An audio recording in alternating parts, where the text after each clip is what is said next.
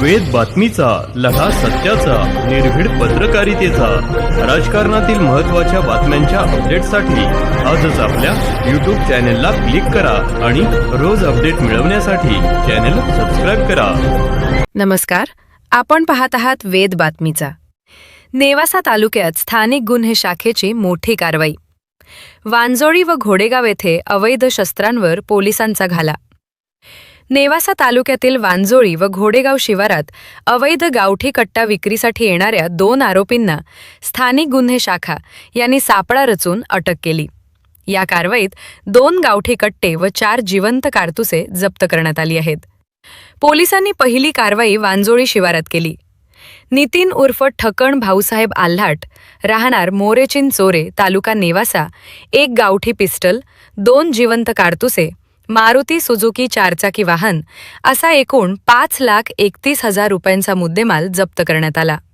पोलिसांनी दुसरी कारवाई घोडेगाव शिवारात शाहरुख उर्फ चाट्या जावेद शेख, राहणार कृष्णानगर झोपडपट्टी घोडेगाव, 1 गावठी पिस्टल, 2 जिवंत कारतुसे, मारुती सुझुकी 4चाकी वाहन असा एकूण 4,31,000 रुपयांचा मुद्देमाल जप्त करण्यात आला.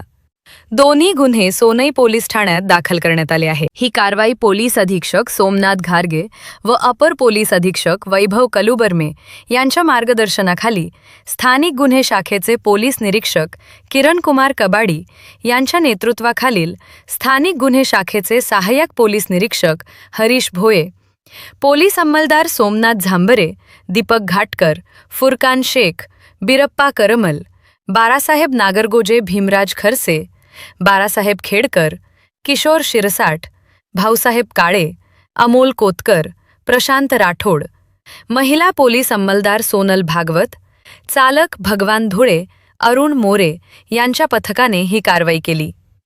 पकडण्यात आलेल्या दोन्ही आरोपींवर गंभीर स्वरूपाचे अनेक गुन्हे दाखल आहेत.